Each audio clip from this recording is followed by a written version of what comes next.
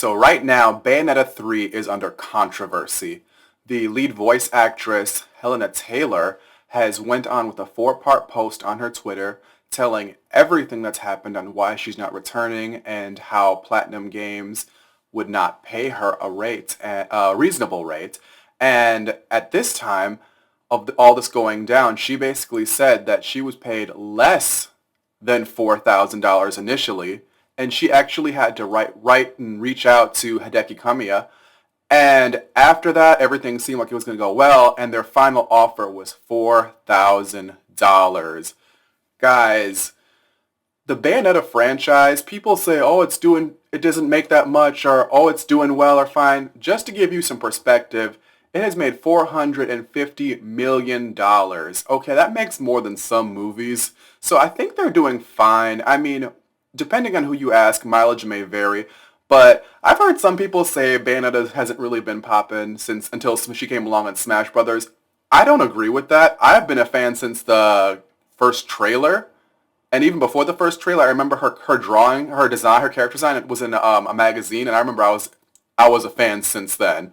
But and so were many other people. I remember when the game first came out during the PS3 and Xbox 360 days. I remember getting glowing reviews.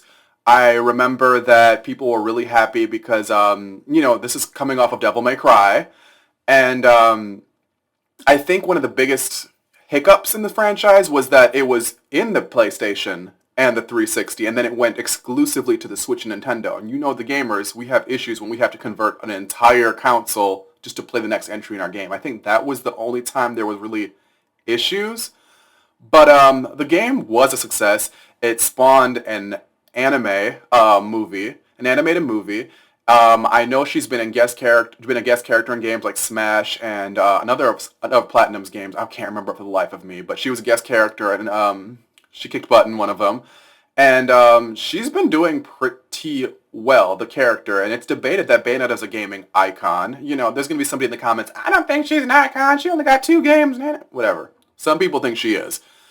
Anywho, I have to say I stand with Helena Taylor. I actually canceled my pre-order for the game, and I know it's probably going to be a really fun game, but Helena Taylor and what she did for the character of Bayonetta has really inspired me over the years as a person, and I really love the character. I love how she's this long, lanky, confident, over-the-top, full of her sexuality, and she's she's herself unapologetically, and I really love that as a character, and we have to really start giving these voice actors their flowers.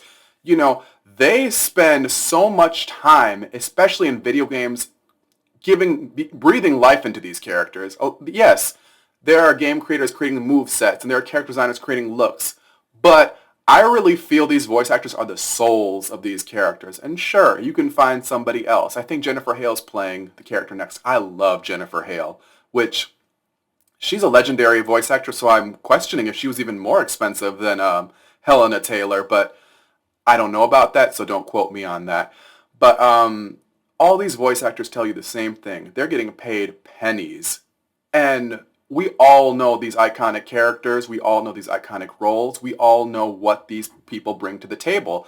I mean, The Little Mermaid would not be the same thing without Jodie Benson. I mean, come on.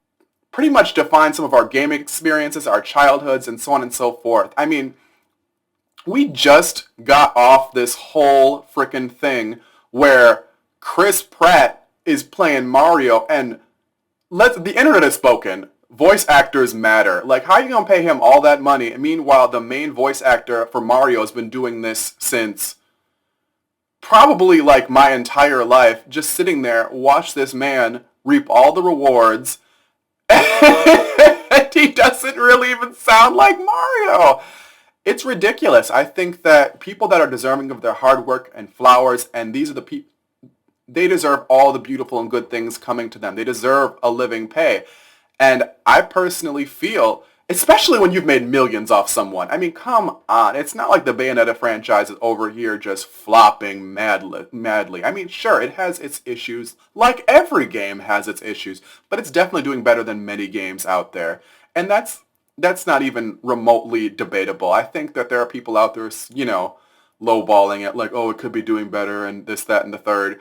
But Bayonetta's doing pretty well, especially in comparison to most video games. I think the only thing really hurting it at the moment is that it's exclusive for the Switch. If you do not have the PlayStation audience and the Xbox audience, yes, your sales are going to be less. I mean, that's just a given.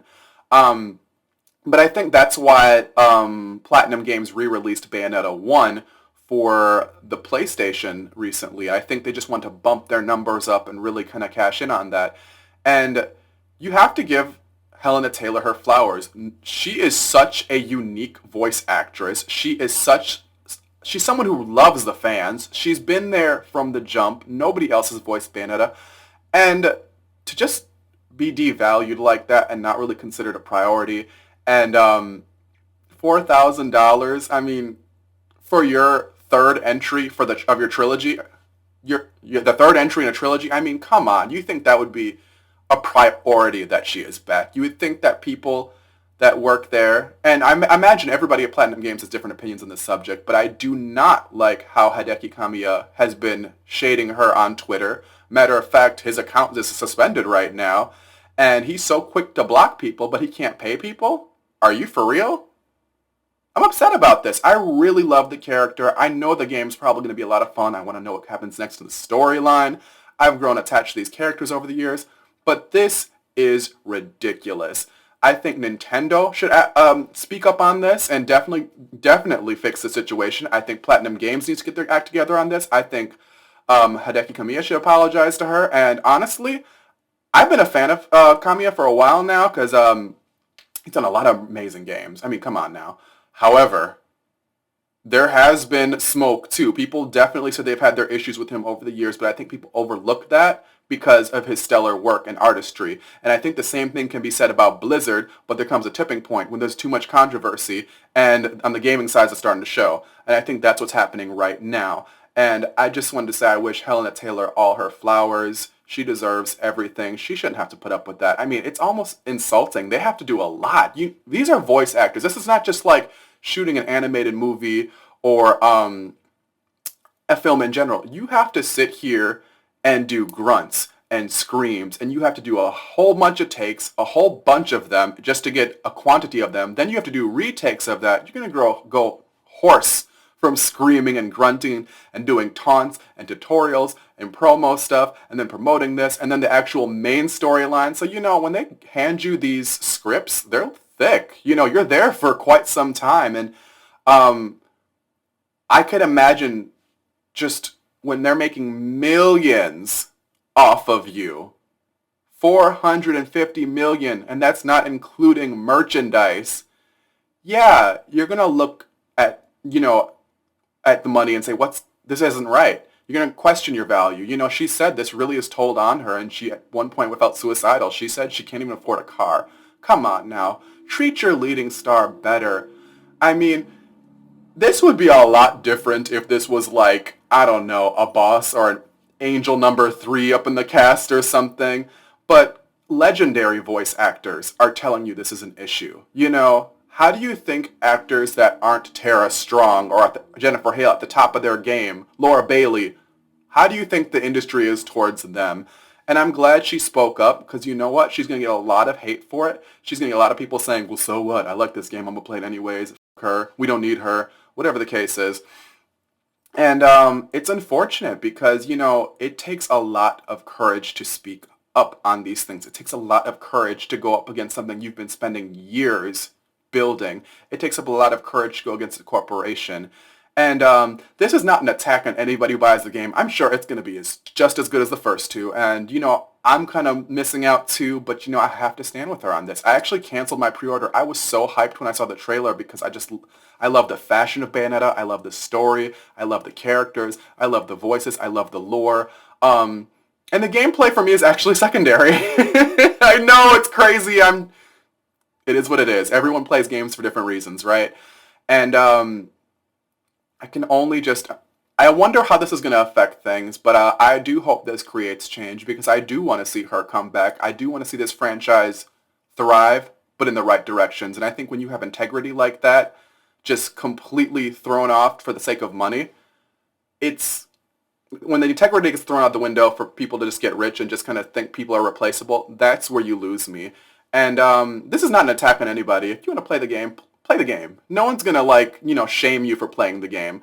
But I just wanted to stand with her on that because I watched her story on Twitter. You can watch her four-part story on Twitter, and it really got under my skin. I'm tired of seeing talented and amazing and good people just get treated like they're replaceable. It's not cool.